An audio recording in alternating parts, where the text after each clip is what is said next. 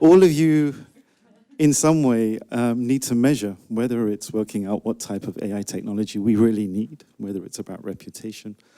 Well, HR could do with a great tool in actually seeing if they are actually hitting rule change in the organization. And for you, it's about engagement, where if you start measuring engagement as a performance, an outcome, you fail miserably, don't you? So you don't measure engagement, do you? Yeah, do you see what I mean? So I've been able to, I'm going to change. I'm back there.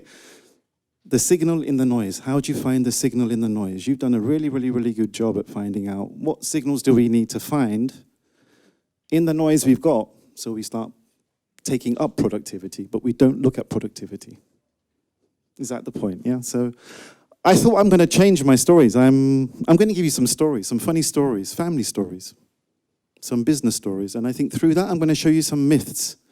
And the reason I'm trying to do that is not because I want to now, if you need science and you really need to get to know more, come to me, give me your card, and I'll send you about 400 academic papers.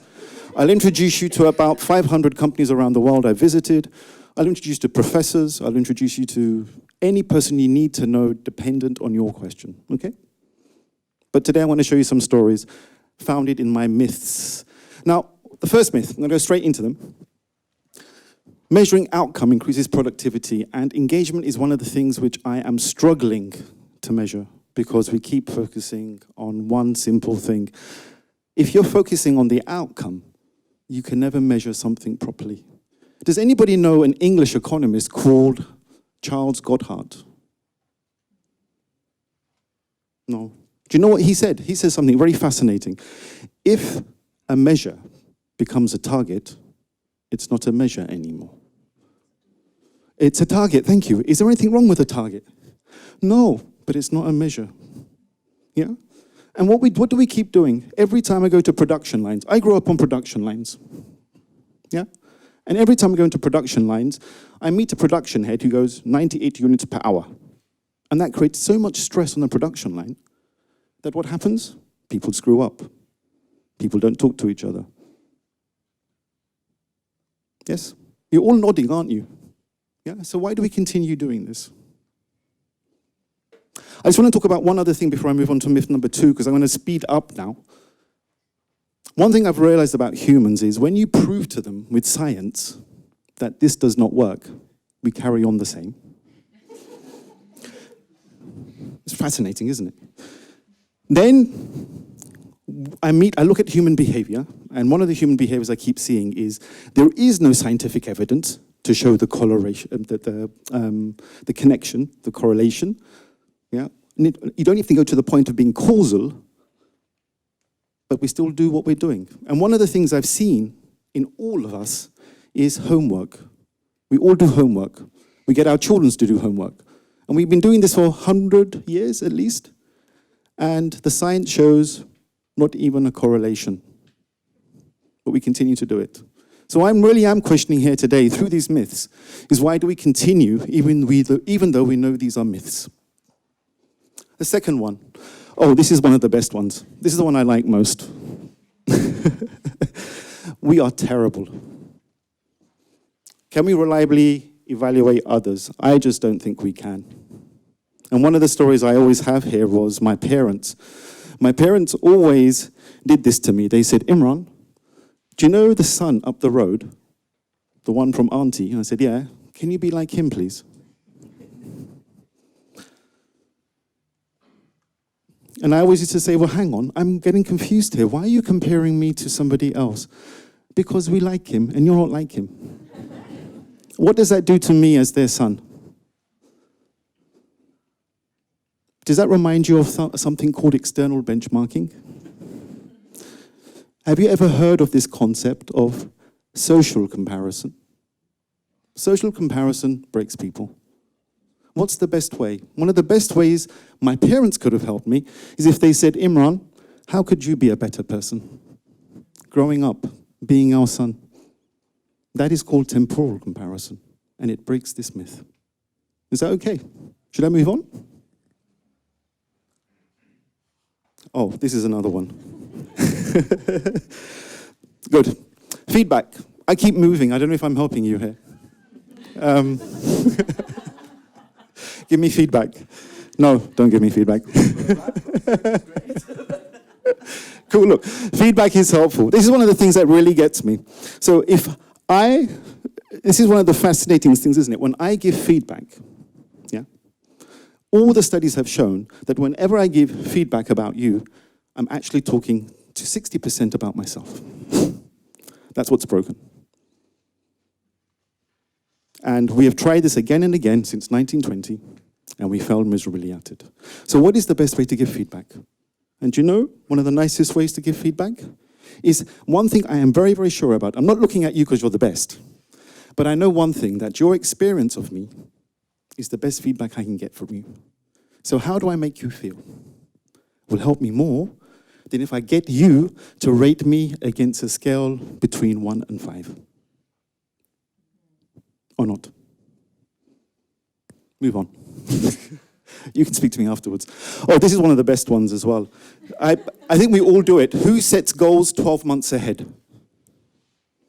We're a biological being. How many transactions happen in our body at a molecular level every second? Give me a number. Yeah? And nature keeps its shit together, doesn't it? Every second, 1 billion transactions at a molecular level, and nature goes, got it. Too much alcohol yesterday, got it. Too much hamburgers yesterday, got it. And what do? We set a goal 12 months ahead and say, run at it like an idiot. We are human. It doesn't work. I'm going to carry on. This is another thing. One of the biggest things was the cultural point. Spanish, 10 o'clock is what? Okay, what does 100% mean for you, Nuria? What does 100% mean for you?